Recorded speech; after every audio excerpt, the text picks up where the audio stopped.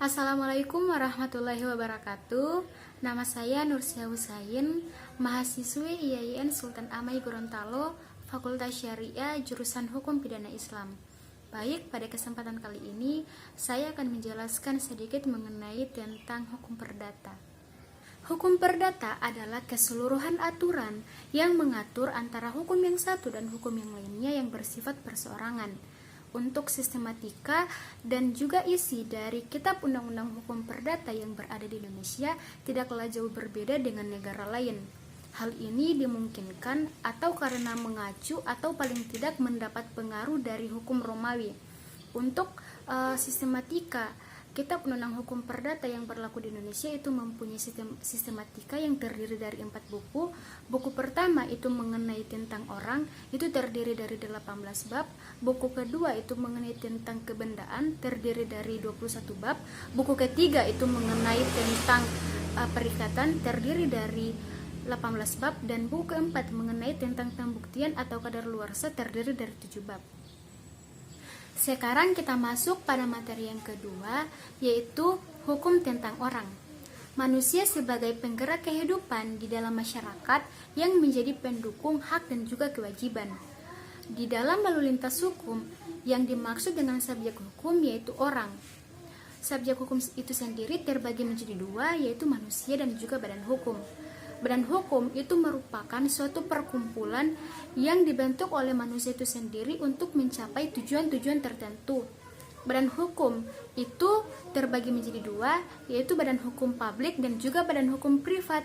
Untuk badan hukum publik itu seperti negara, provinsi, dan juga desa. Dan untuk badan hukum privat itu seperti yayasan, sivil, dan lain-lain. Kemudian ada juga domisili. Domisili yaitu tempat di mana seseorang tinggal untuk menjalankan hak dan juga kewajiban. Nah, domisili manusia pribadi disebut dengan kediaman, sedangkan domisili badan hukum disebut dengan kedudukan. Untuk domisili ini juga diatur dalam pasal 17 sampai dengan 25 KUH Perdata.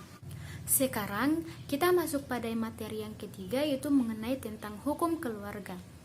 Hubungan keluarga adalah hubungan di dalam keluarga yang terjadi karena adanya perkawinan dan hubungan darah.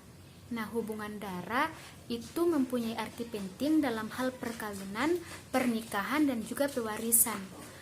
Untuk hubungan darah itu juga dapat dilihat dari garis keturunan seperti patrilineal, matrilineal, parental, dan juga bilateral. Jadi, dapat disimpulkan bahwa hubungan keluarga itu berkaitan erat dengan hukum orang, karena di dalam hubungan keluarga itu tidak akan lepas dari keadaan perdata dari masing-masing subjek hukum. Dan hubungan keluarga juga itu meliputi kekuasaan orang tua, perwalian, pengampuan, dan juga keadaan tidak hadir. Sekarang, kita masuk pada materi yang keempat, yaitu mengenai tentang hak benda.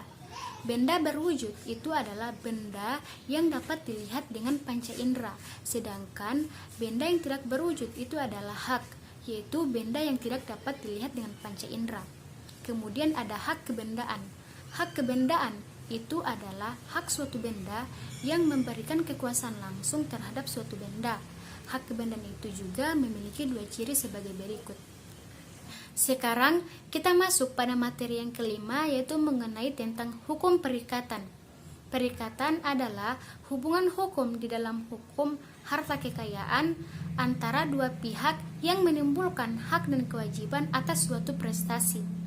Perikatan lahir karena undang-undang itu sendiri. Maksudnya adalah perikatan lahir karena memang ada undang-undang yang mengaturnya sedemikian rupa.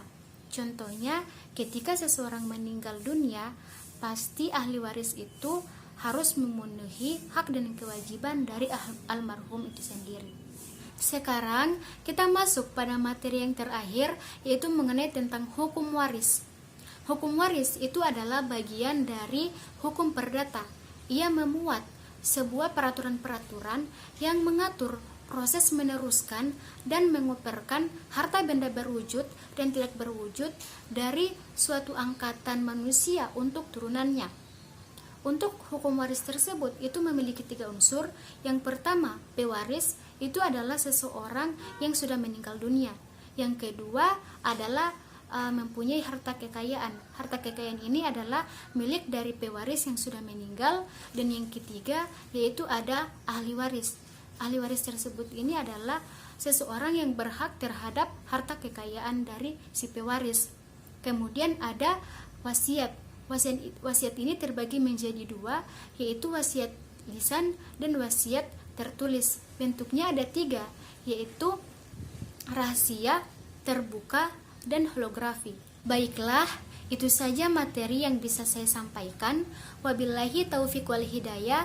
Wassalamualaikum warahmatullahi wabarakatuh.